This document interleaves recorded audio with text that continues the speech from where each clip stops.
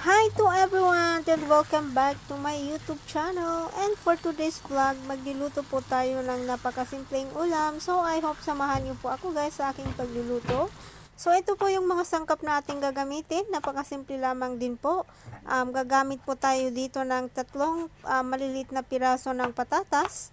And hihiwain lamang po natin ito sa malilit na piraso or ikat natin ito into dice. Ayan guys, so kung bago po kayo sa aking channel at hindi pa po nakasubscribe, you can hit the subscribe button down below and kindly click also the notification bell para updated po kayo sa mga susunod ko pang mga upload na videos. Ayan guys, and I would like also to thank all my subscribers sa patuloy nyo pong pagsuporta at pagsubaybay sa aking channel. Ayan, maraming salamat po sa inyong lahat guys sa walang sawa nyong pagsuporta. Lalong-lalo na po sa Team Sueno Families. Ayan, sa lahat po ng bumubuo ng Team Sueno Families, maraming salamat po sa inyong lahat. And gagamit din po ako dito ng 1.5 pieces of carrot. And ganun din po ang ating cuttings. I-cut din po natin ito into dice para pantay-pantay po ang sizes ng ating pansahog. Ayan.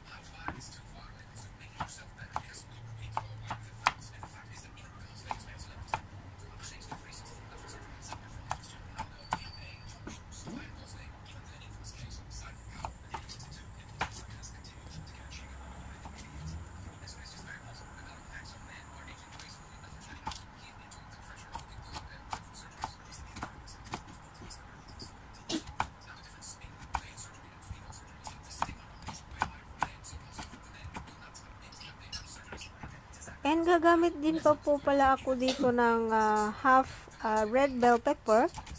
And pero optional lamang po ito. Nasa sa inyo po guys kung gusto niyo haluan or hindi. Pero sa akin, this is my recipe. So gusto kong i-try na haluan ng red bell pepper. At saka, gagamit din po ako dito ng thumb size ng ginger.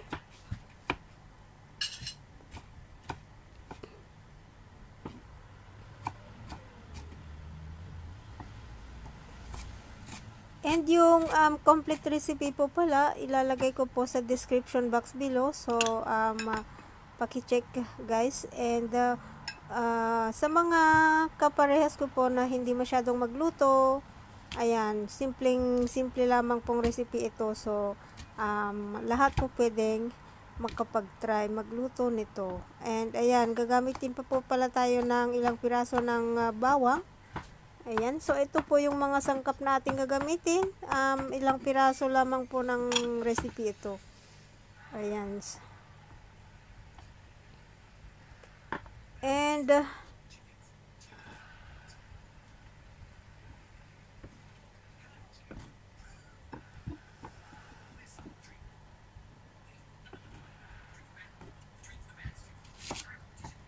at saka gagamit pa rin po tayo dito ng 1 onion. White onions po yung ginamit ko. So, kahit anong klaseng onion, pwede din pong gamitin.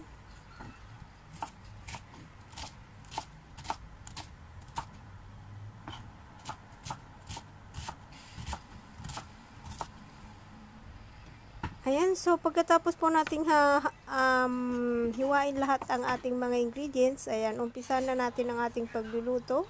So, maglalagay po ako dito ng 2 tablespoon of cooking oil. And then, saka natin gigisahin muna ang ating sibuyas ng 1 segundo. Isasabay na rin natin dito ang ginger.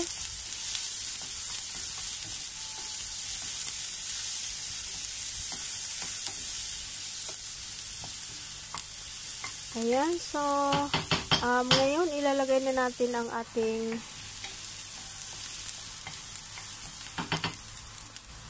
ating bawang. Ayan, hinuli ko pong ilagay yung ating bawang kasi madali pong masunog. So, para pantay po ang ayan. Sa huli ko po yun ilalagay. So, ayan na guys, nag-brown na konti ang ating panggisa. So, ilalagay na natin ngayon ang ating giniling. 440 pounds na giniling po yung ginamit ko dito. And ituloy lamang po natin ang ating paggisa hanggang sa mag-iba po ang kulay ng ating giniling.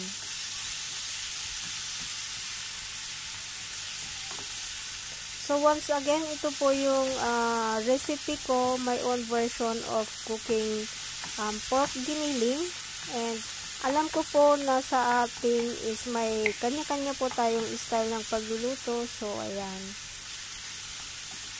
I-try po natin ng iba't ibang style ng ating pagluluto. Ayan guys, so ayan, nag-iba na ang kulay ng ating giniling.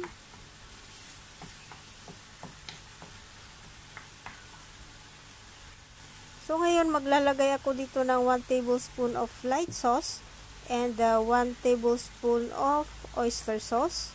So ang ginamit ko po dito is oyster sauce. Ayan, hindi po ako naglagay dito ng soy sauce. So, and then maglalagay din po ako dito ng konting paminta, pandagdag lasa po sa ating niluluto.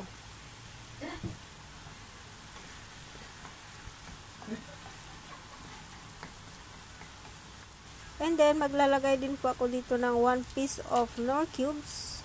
Ayan.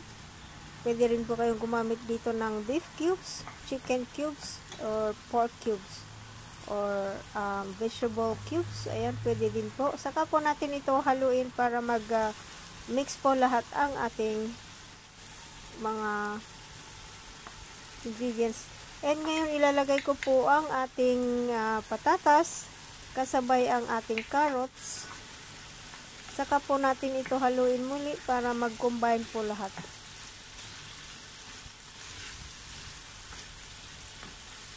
Ayan, and pagkatapos lalagyan po natin ito ng about 2 cups ng water, or pwede po kayong gumamit dito ng pork stock or chicken stock or beef stock. Ayan, pero kung wala po, pwedeng tubig na lang po ang ilalagay natin, pwede din po. And saka po natin ito haluin, at pagkatapos tatakpan po natin hanggang sa ito ay lumambot. Ayan, so i-check po natin, and then saka po natin ito haluin muli.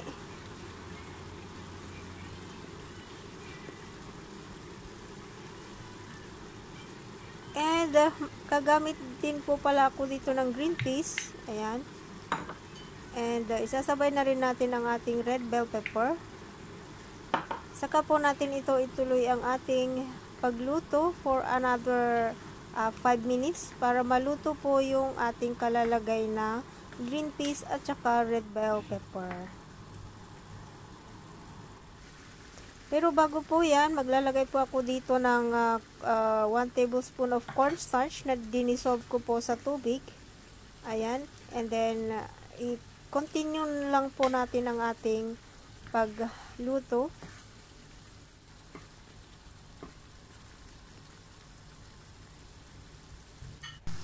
So, ito na po guys ang result ng ating niluluto. Ayan. Medyo creamy na siya, and ano siya, medyo malapot siya ng konti gawa ng ating cornstarch na ating nilagay. So ayan, luto na guys ang ating pork giniling. Ayan siya. So pwede na natin itong ilipat sa ating serving plate.